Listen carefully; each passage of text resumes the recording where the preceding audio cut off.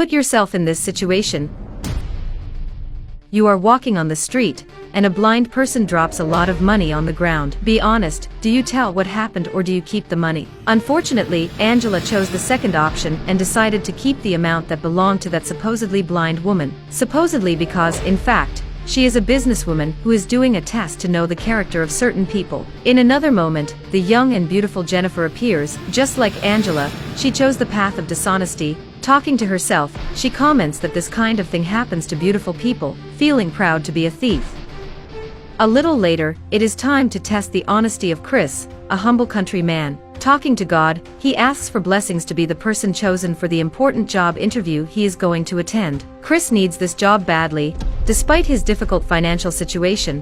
When the falsely blind businesswoman bumps into him and drops the money, Chris shows he has a different character than the other two women. He recognizes that this is a lot of money, enough for him to pay off his debts, and, even more important, with that money he will be able to buy his daughter's expensive medicine, who has a serious illness that requires constant care. He knows that it is not right to take someone else's money, while at the same time he knows that he will not have another similar opportunity. But his honesty is greater than the uncertainties and conflicts in his life. The countryman decides that he will return that money to its rightful owner. Chris reaches the blind woman and informs that money fell out of her hand when the two accidentally bumped into each other. He gently puts the money back in her hand, a gesture of genuine honesty thanked by her. The humble man is happy to help. Pretending not to know, she questions if he is going to the job interview. Chris confirms that this is exactly what it is. The fake blind woman hopes that he will be lucky. Chris thanks her for her words of sympathy, and the two say goodbye. A few minutes later, the honest man arrives at the company. He greets the other two contestants. Jennifer and Angela, however, scoff at the simple way he dresses and speaks.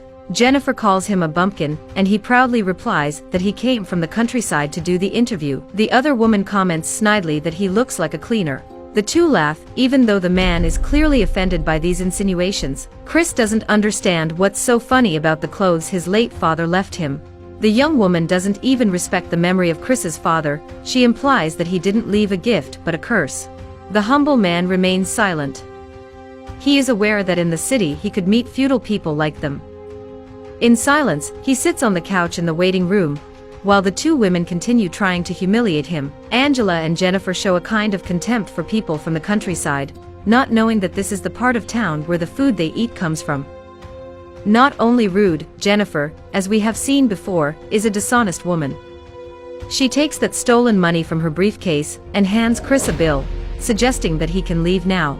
The other characterless woman inquires where she got that money. The job applicant explains that on the way to the company she found the same amount of money. Chris claims that the same thing happened to him, and the right thing to do is to return the money. He tells the women that the blind woman owner has informed him that money belongs to the company. Even though the two dishonest women know that the money belongs to the company they are looking forward to working for, they do not consider acting in the right way.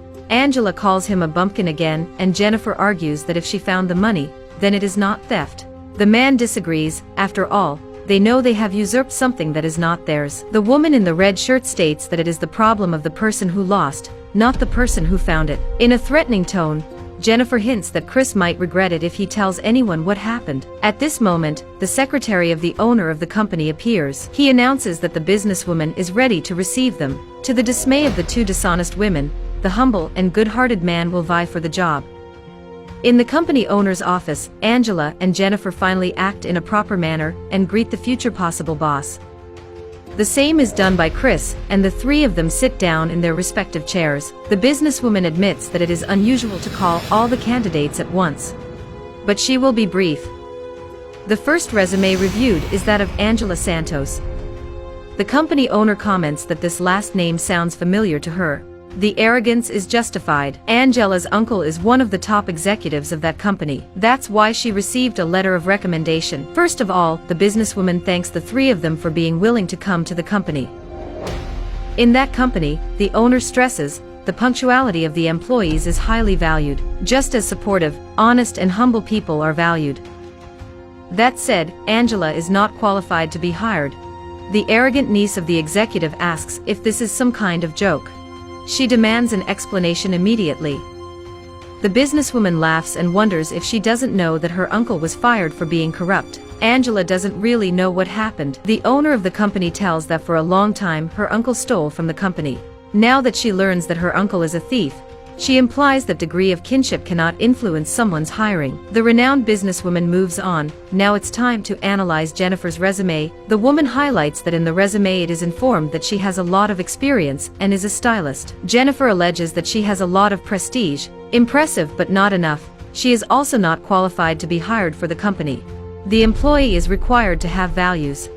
Jennifer pleads for an explanation as to why she can't be hired. The manager justifies that there is no point in having experience if she doesn't have the values that the company seeks. On the other hand, Chris receives the congratulations. The humble man thanks God for the blessing. The women can't contain their true faces. Both Jennifer and Angela cannot understand how a disgusting and miserable man like that could be chosen and not them. The businesswoman asks why they don't give back the money they stole. Angela pretends not to know what she is talking about. The young woman does the same. The business owner points out that she's talking about the money they stole when they were on the street. Angela is cynical and insists on the question of why she is not the hired candidate. But Chris, now boss, has nothing more to say. She just needs them to go away.